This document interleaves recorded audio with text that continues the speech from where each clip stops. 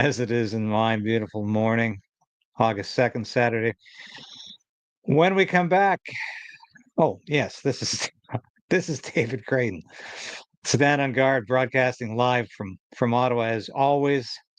Thanks for joining me. When we come back in mere moments, a little monologue about what I talked about in the description this morning. Then we're going to get right to the news of the day, which never ever stops. Be back shortly. The Prime Minister lied and his minions continue to lie.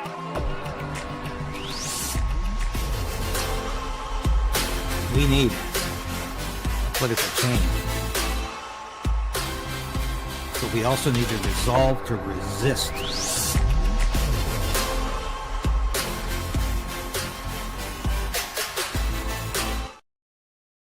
Guys, please subscribe to the show if you haven't already. We're moving way past our 60,000 mark, which we hit earlier this week. Thank you so much for your support. And if you can't subscribe, resubscribe. Because some people have been taken off the list, don't even know it. Make sure you are subscribed. And like the station, give us a thumbs up because it helps us beat the algorithm. And share this broadcast, please, with your friends and family, because that's how we not only beat the algorithm, but get around the fact that YouTube won't share this station, won't share our broadcasts at all. And what did we say? I want to do a brief monologue before I get into the news portion of the program. And, we've got this sort of ties it in here. This is Sean Feucht, who, of course, we've been following. And at the end of the show, I'm going to be showing his latest X posts, which are just incredible. What's been going on. But Sean writes here, the enemy has clearly overplayed his hand in Canada. Spontaneous Zoom call with dozens of pastors across Alberta this morning. The church is rising up. Something big is about to happen. Stay tuned. Indeed, stay tuned. So what does Sean Feucht, the Freedom Convoy sentencing, and an ostrich farm in British Columbia have in common? Well, I can tell you in two words: government overreach. And even more than that, we'll get to that one in a minute. But even more than government overreach, it represents government intrusion in your life. You're no longer allowed to just live your life, worship God in the way you please, speak freely about issues you believe in, and protest peacefully. They're all covered here. With the ostrich farm fiasco, and of course, you know all about that. I've had Katie Passatney on the show several times to talk about how the government wants to cull 399 ostriches on this farm because there might have been an avian flu breakout last November, December. Haven't even proven that there was. By this time, of course, it's long over. The birds had developed natural immunity. But the government doesn't respect private property in this country. You'll note it's not really in the Constitution or the Charter of Rights. We don't have property rights in this country. The government can override them at any time, steal your property, come onto your land, kill your animals, do whatever they please in the name of health, security, pandemic, crisis, you name it. The government will come up with a name for it, a justification for it. The Freedom Convoy trials, Chris, Barber, and Tamara Lich, of course, facing up to 7 or 8 years in prison from a crown that's clearly off the rails, asking for this. And this, of course, is unacceptable. Now, if I can find here we go. And this is what really angered me about this. The Ontario Crown Attorneys Association says that you're not allowed to criticize. The criticism of the Crown's 7-year sentence request for Tamara Lich constitutes,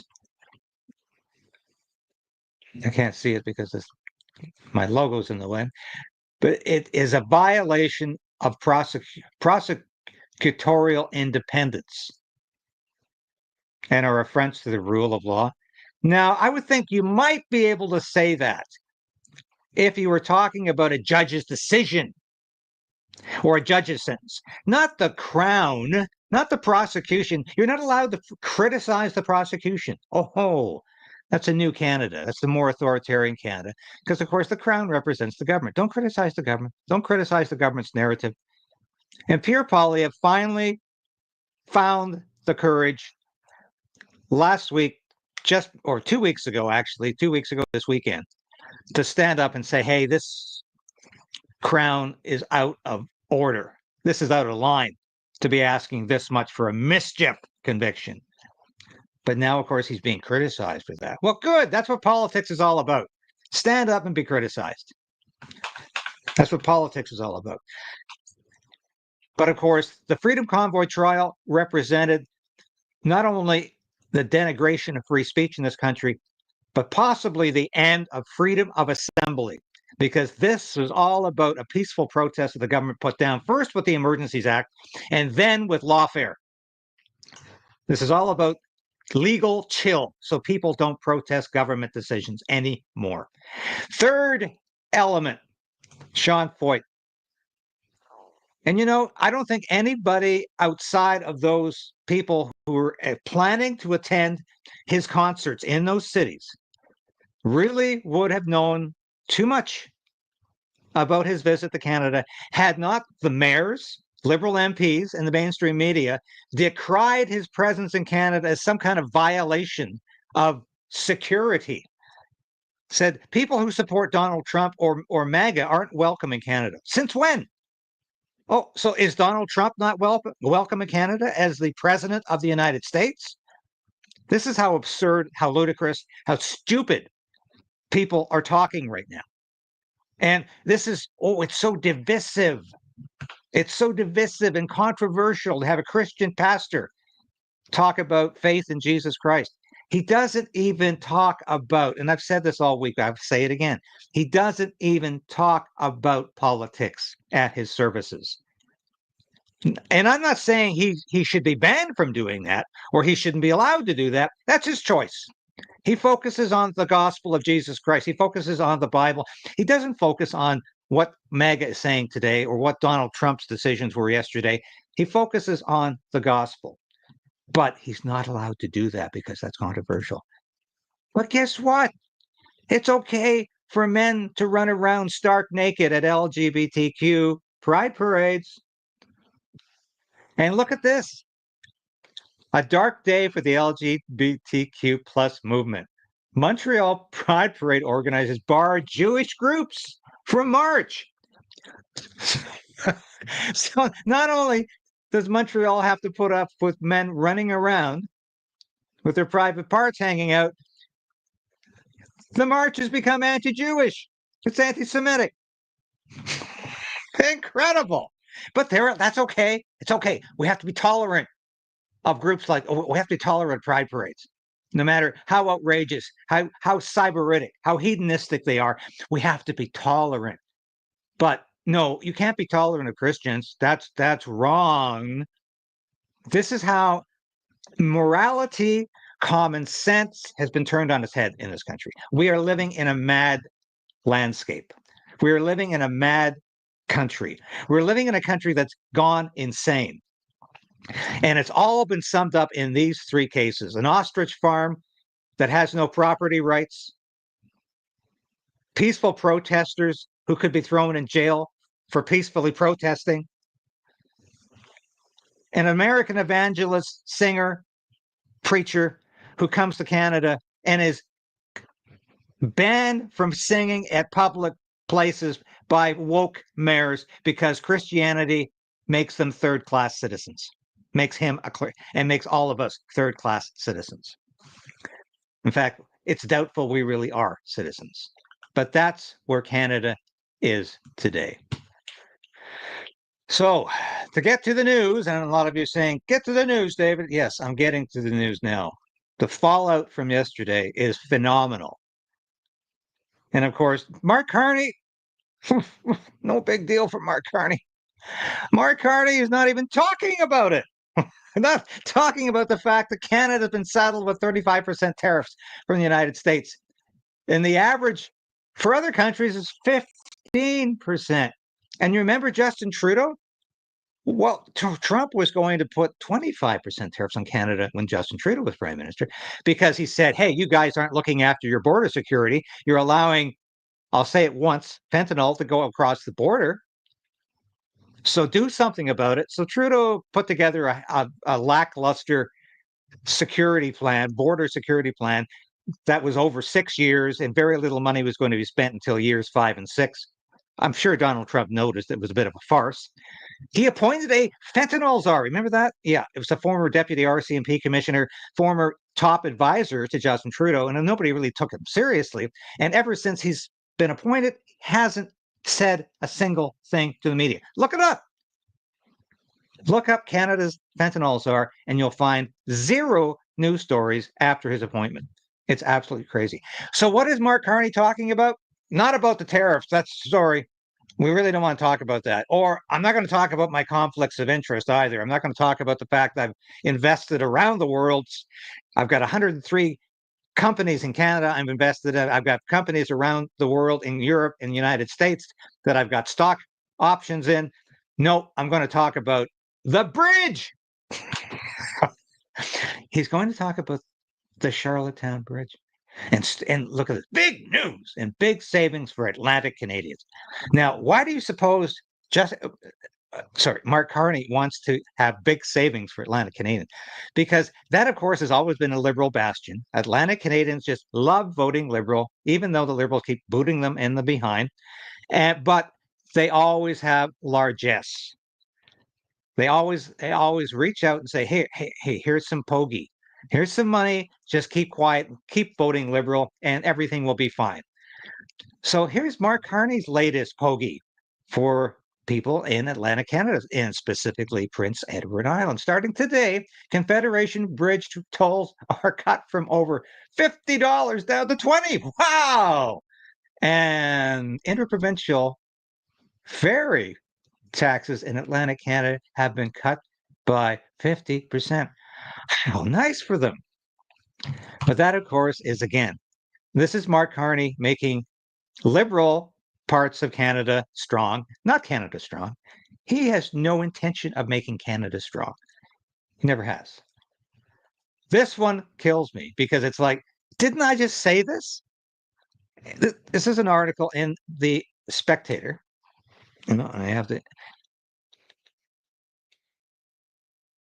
And here's the comment. GM Forbes says, because Carney wants the trade war to continue. His popularity depends upon it. Didn't I just say that all week? I guess great minds think alike, Mr. Forbes. I suspect he will call an election just before USMCA is set to be renegotiated so he can use the Trump boogeyman, exactly my words, for another election cycle, and the boomers will be stupid enough to fall for it again.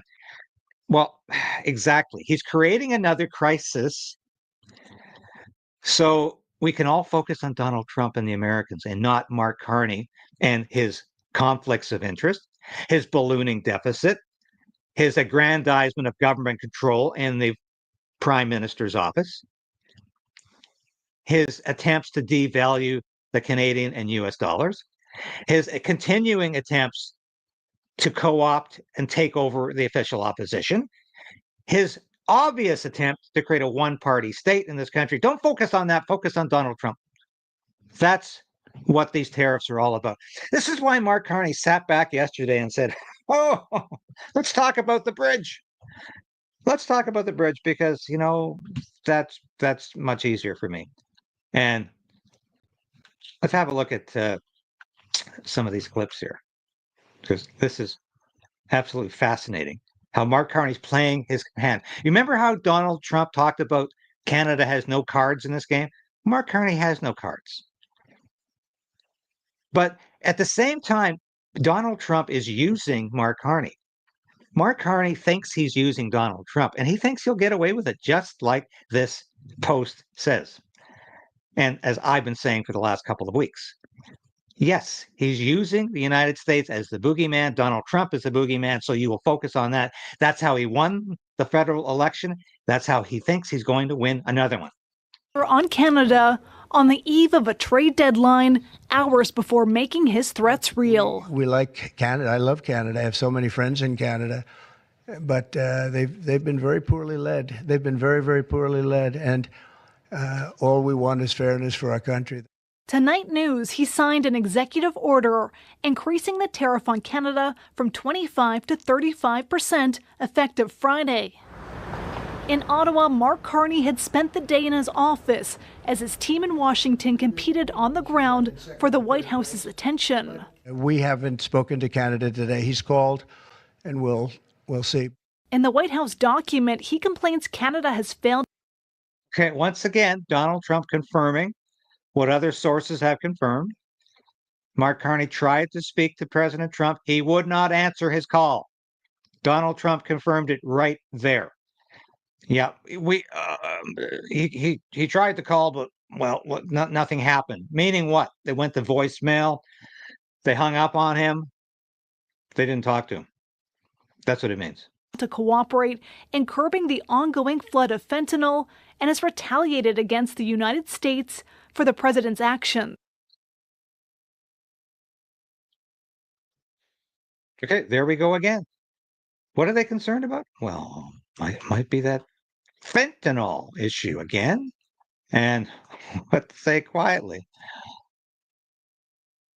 And incredible, just before all of this is, snubbed by Canada, Germany goes all in with autocratic Qatar for its gas. We talked about this yesterday, how Justin Trudeau turned down Germany's offer to buy our liquid natural gas because Trudeau said there's no business case, and Mark Carney was his economic advisor at that time. So it's Mark Carney who also said no business case for LNG with Germany.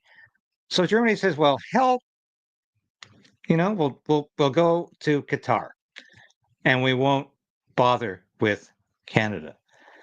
Does that bother Mark Carney at all? Does he lose sleep over that decision? Apparently not, because all he's concerned about is saving money for those good people of Charlottetown who have to use the bridge. And that is what he's obsessed with. Now we've got... No, that's not the one I want. Sorry. Here's another clip of... This is so revealing. Said, but, that's their opinion. I didn't like that. Not a deal breaker, but we haven't spoken to Canada today. He's called, and we'll see. What is it that he's going to say? In terms of sort of how the administration, at least, is feeling, you got some sense of that from Trump. But his Commerce Secretary Howard Lutnick was on with Fox Business News talking about Canada and about the prospects of what might happen over the next 7 hours. Let's take a listen to this. The Canadians put out, we're going to recognize the Palestinian state. I mean, come on, don't be so tone deaf, right? The president is totally into trying to get peace in Gaza, and you're throwing your hat in the ring from Canada. Come on. They still haven't solved dairy. They still have 2 countries on the whole world retaliated against the United States of America tariffs. China, which we all know, and Canada. So you know what? I just don't see the president stepping off the gas. I don't see the president stepping off the gas. I think that's a really good way of putting it. As I said yesterday, horrible timing on Mark Carney's part to announce his decision to recognize Palestine as an independent state. Horrible timing. All he had to do was wait a week. But he intentionally did that because Mark Carney wanted punishment from Donald Trump. There's a masochism here. There's a masochism going on here in Mark Carney's mind because he wants Donald Trump to punish Canada with tariffs because it allows Mark Carney an excuse. If everything is good with the United States, if the trade dispute was solved, where does Mark Carney find his next crisis? And that, of course, is the question. But Mark Carney doesn't have an answer for that because he wants Donald Trump to remain the enemy. And it's a whiplash sort of policy because when he's in Donald Trump's presence, we saw this when he went down to the White House to visit with Donald, Trump, and I showed those clips yesterday. He's so subservient. He's on his knees. He's obsequious. He's sycophantic. He's praising Donald Trump as the most transformational president in history. At the G7 in Kananaskis, once again, Mark Carney is praising Donald Trump as a great president, and it's pathetic to watch because Mark Carney probably doesn't mean a word of it, but he's play acting. So now, of course, he wants Donald Trump to be the enemy again. So he's created another trade crisis. So who's the real Mark Carney? Is there a real Mark Carney? Besides the globalist, what we always knew, the UN goodwill ambassador for climate change, we've always known, the guy who's in the pocket of China and the Europeans. Those people are the real Mark Carney. Canada strong? No. I love Donald Trump? No. I want to save Canada from tariffs? No. He doesn't. He wants another crisis, and that's clear. Here's some interesting commentary from Kevin O'Leary on this. What White House Press Secretary Carolyn Leavitt had to say about the tariff deadline. Roll it. Well, there's a lot of countries that I know have reached out. I believe it's upwards of 200 countries around the world have reached out to the trade and tariff team. Of course, as I said previously, and the president said, we're going to prioritize our key trading partners. The trade team has been working around the clock to try to be in correspondence with as many countries as possible. But if they haven't heard from us yet, they will in the form of a letter or an executive order by midnight tonight. Look who's here, Kevin O'Leary joining us. All right, Kevin, the market's in sell-off mode at this moment. It doesn't look like the tariffs are, I think tariffs are obviously the problem. What do you think about this new tariff regime, Kevin? Before he begins, there's an acceptance here in this interview that Canada is the United States' most important trading partner. We are the USA's biggest trading partner. Donald Trump never says that. He always says that we are somehow being subsidized with, I don't know what. I don't know why he would describe a trade relationship as any kind of subsidy.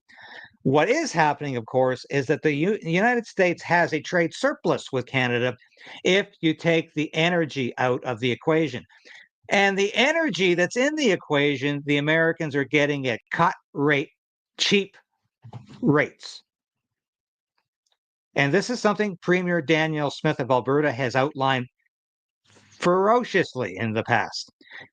Conservative leader Pierre Poilievre has said this. The United States is getting very cheap oil from Canada. They take it down there, they refine it, and they sell it back to us. It's sort of like the old mercantile imperialistic relationship. Nothing has really changed as far as energy is concerned.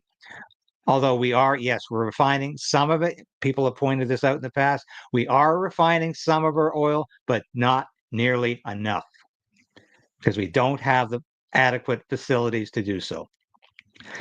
So why do you think the stock markets are plummeting? Because Canada is the United States of America's biggest trading partner. You know, to me and to the investors out there, we see a stabilization between 10 and 15% for countries that eventually get some kind of deal. The reason the market's selling off, in my opinion, this morning is one of the largest trading partners is in limbo right now. That's Canada. You think about 28 states, the number one trading partner is Canada. So, you know, we've got a little bit of a political situation brewing there around the Gaza statements coming out of Canada, which Trump didn't like. But that should not have anything to do with the trading, but I have a feeling it might because Mexico got a stay of execution. Canada does not. Market's a little roiled about that. I'm kind of hoping in the next 24 hours something gets worked out, at least an extension. But it looks to me, outside of China, that everything's going to fall between 10 and 15%. Now, the Swiss right now have 10. I was looking at that this morning because I care about watches. Right. They're going up to They're going up to 39% if they don't get something worked out. And so all of these are little situations here and there on trade policy. No one's ever done 100 deals in 6 months, we understand. But the market seems to care about the headline number. And if it's 10 to 50%, it absorbs it, it's good. Canada's now facing 35, not good. So that's why we have some volatility back in the indices. Okay. President Trump sent letters, I think, to 17 pharmaceutical CEOs. He's demanding they cut prescription drug prices. Honestly, Kevin, that sounds to me like price controls. How about you? This has been going on for decades. And, Now, I'm not going to continue with that because I completely disagree with Kevin O'Leary at this point in terms of, I don't think price fixing is ever a good thing, but for God's sake, don't cry the blues for Big Pharma. They have made hundreds of billions of dollars off of this COVID pandemic, and the consequences have been horrific for many, many people, and we still don't know the results of that. So I'm not crying a tear for Big Pharma, although I don't think price fixing is ever a good thing. But Donald Trump can't guarantee anything, and he was very much in league with Big Pharma during the COVID pandemic, and it's amazing to me how people forget that. And I've supported Donald Trump throughout the years, and there was no real decision to make in terms of that last presidential election, whether it was Kamala Harris or Donald Trump. Obviously, Donald Trump is a clear choice. And I think Donald Trump came into office with a great agenda, which unfortunately seems to be shifting in midstream. But he has still accomplished a lot of fantastic policy since he's been there. However, you have to be honest about, historically accurate about this. Operation Warp Speed to create that COVID vaccine was Donald Trump's plan and policy. And as anti-vax as MAGA followers are, they never seem to make that correlation. Donald Trump has somehow sidestepped it. So for him now to be demanding cheaper drugs from Big Pharma is quite interesting, because they're going to say, no, you owe us again, and we're not going to stand for that. When I come back, I just want to show you my merchandise, because it's merchandise week. You can get one of these great Krayden's Right t-shirts. Everybody should have one in their closet. And I'll be back to talk a bit more about Sean Feucht and what it means for Canada.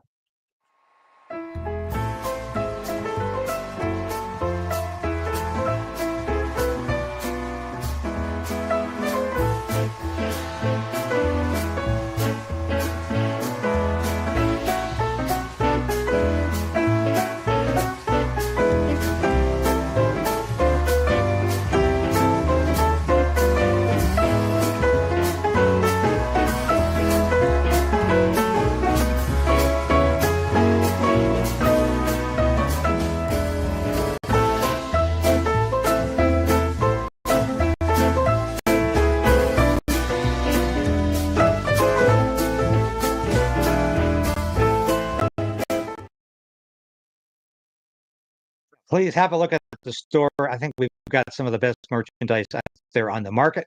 I'm proud of it.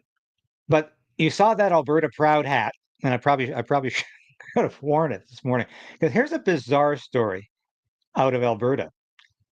And so if you're wearing your Alberta Proud hat, I know we've sold some, be careful if you walk into a Safeway store, which of course are very prominent throughout Alberta. Safeway is a favorite grocery store there. Be careful if you walk into a Safeway store. Somebody might attempt to take it off your head, because this is here's the Western Standard for whom I used to work. And yeah, I will put this on for the duration here, because this might be a way of getting back at Safeway removes Alberta flag from medicine hat store after complaint. Oh, I see. It takes one complaint now. It takes one complaint, and this is the Alberta Proud hat. You can have one, if you're proud of Alberta, and it doesn't matter whether you're pro-independence or you're pro-confederation, or you want Alberta to separate or you want Alberta to stay in Canada, you can still be proud of Alberta either way. And I encourage you to get one of these hats and go ahead, walk into a Safeway store. I was only joking, of course, but why would one complaint about an Alberta flag prompt Safeway to take the flag down? It's the flag of Alberta, is it not? I've never heard of anything so stupid. And what kind of idiot would complain about it to begin with? But what kind of idiotic store would listen to that complaint? I tell you, we are living in a madhouse. We're living in an insane asylum called Canada. And I say it every day. And I got an ex post yesterday from somebody who watched me on Redacted yesterday, and they said, Canada is going down the tubes. Canada is losing it. What are we going to do? And I say, I don't. Besides continuing to articulate common sense ideology and philosophy, and telling the federal government we will not accede to your authoritarian demands, that's all we can continue to do, and we need to continue to do that. Now, I want to show some. Sorry, I want to show a bit of Sean Feucht's recent posts because it's absolutely fascinating. Here we go. Yeah. Now, so Sean's been working on a book about spiritual warfare. What do you think prompted that? Coming to Canada, he said the atmosphere here was demonic. And that is probably why he's writing a book about spiritual warfare. Come to Canada if you want to see Christianity under attack. And I talked about this yesterday again on Redacted. A lot of you probably saw that. And I think it's just incredible. Here he is.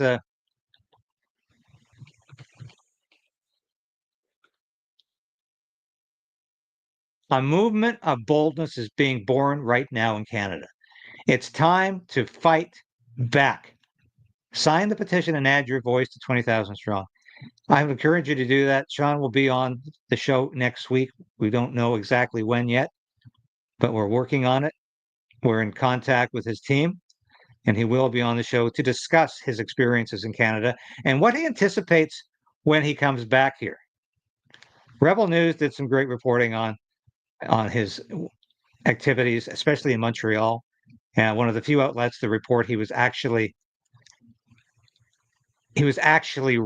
bus was rammed by some idiot on the road in some road rage.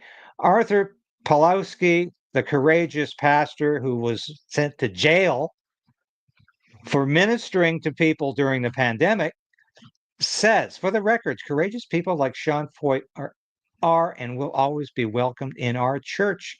If the corrupt to the core authorities would dare to come and try to interrupt the church gathering, I would give them a get out 2.0 if they would come to interrupt worship. So you can see Sean is staying active right now. He's in New York and Michigan, coming back to Canada. And Winnipeg's already said you're not welcome in Central Park. And it's interesting. Sean noted this. At least 33 Canadian churches have burned to the ground since May 2021. And so far, 24 of them are confirmed arsons. Mainstream media doesn't want to talk about that. And when they talk about a church burning down, some kind of weird accident. Don't know what happened. And the amazing thing is, as Sean points out here, I'm trying to find that's the spontaneous Zoom call. But what shocked me, what absolutely shocked me, is that Abbotsford, probably the most evangelical city in Canada, it has the most churches per capita than any other Canadian city. It's in the heart of the Canadian Bible Belt. Abbotsford the Abbotsford Mayor and Council have refused to allow a permit for Sean to perform in Abbotsford. That is a dark day for Canada. Saskatoon has approved the permit. And of course, the courageous Premier of Alberta, Danielle Smith, has said, come on to the steps of the legislature. You can perform here. We're not anti-Christian in Alberta. We're not anti-Christian in our legislature. You're welcome to perform here. And I think, and there it is. Abbotsford. City of Abbotsford denies permit to MAGA Christian performer.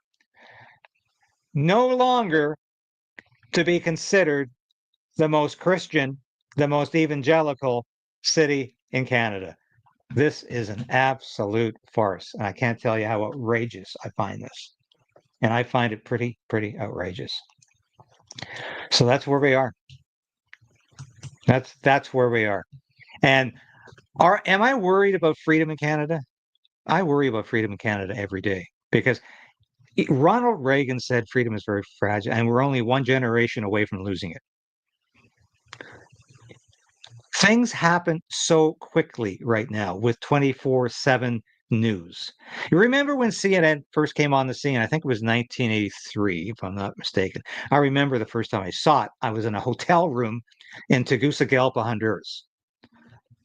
And I turned the TV on, and there was CNN. And I'd never watched that. We didn't have it at that point in British Columbia where I was living. So I'd never seen it before. And I thought, wow, how are these people going to do 24/7 news? I thought.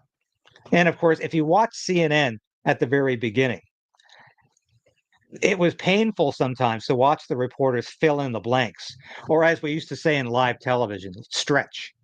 They used to have to stretch because there was nothing happening. And they used to have to find something to talk about. They would find somebody on the street or some bystander, and they would do a spontaneous interview with that person just to keep the momentum going, just to keep something on air. Otherwise, you have dead air, and you have a reporter standing there looking pretty foolish. But in the 40 years since then, and I can't believe it's been 40 years. In the 40 years since then, we have moved from reporters looking for something to do on the screen to reporters constantly chasing stories literally 24/7 days a week. The times are not just a changing, they're speeding up, they're accelerating to an enormous degree. And of course, the Bible does talk about this in the book of Daniel. And I think we're probably there.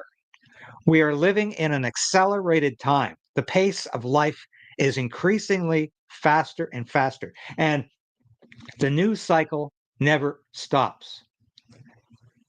So to say that we're a generation away from losing our freedom, I think that was probably true in an age without 24/7 news, without an age without the internet, where we're constantly being inundated with news on social media, on YouTube, on X, on Facebook, on Rumble. We're constantly being inundated with interviews, news, some of it good, some of it bad, some of it horrible, some of it sublime. But it's just the constant pace. So can we lose our freedom in less than a generation in this kind of environment? I would suggest to you that yes, we can. And we're incrementally losing it, but the increments are not as small as they used to be. So it's like Mark Carney becomes prime minister, and what happens? The Freedom Convoy trial indicates that Chris Barber could lose his truck to the province of Ontario, could spend 8 years in jail because of a crown that's off the rails. A Christian performer comes to Canada and is canceled in 6 Canadian cities and is slated to be canceled in at least 2 or 3 more when he comes back to perform in Western Canada. An ostrich farm has no rights to its ostriches or its property because the Canadian Food Inspection Agency is invading that space, even though these ostriches are not food. Everything is haywire. We are living in an upside down world, and it's frightening how the pace of change could affect the pace of authoritarian increase in this country and our loss of freedom. It's happening every day. This is what we talk about every day on this show. This is why you tune in. You didn't in large numbers yet today. Please share this broadcast with your friends and family. Please help this station to stay alive and to thrive. I thank you for your support so much. It's appreciated. It's been Merchandise Week. Have a look at our merchandise. Have a look at the page. Have a look at what we have to offer. As I said, I think it's some of the best out there on social media, on YouTube and Rumble. Thank you so much for watching today. It's been a pleasure. And I've been broadcasting, as I always do, from Ottawa, live. This has been David Krayden. God bless what's left of Canada. Keep fighting. Keep resolving to resist.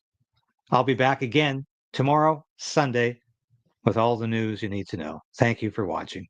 Good day.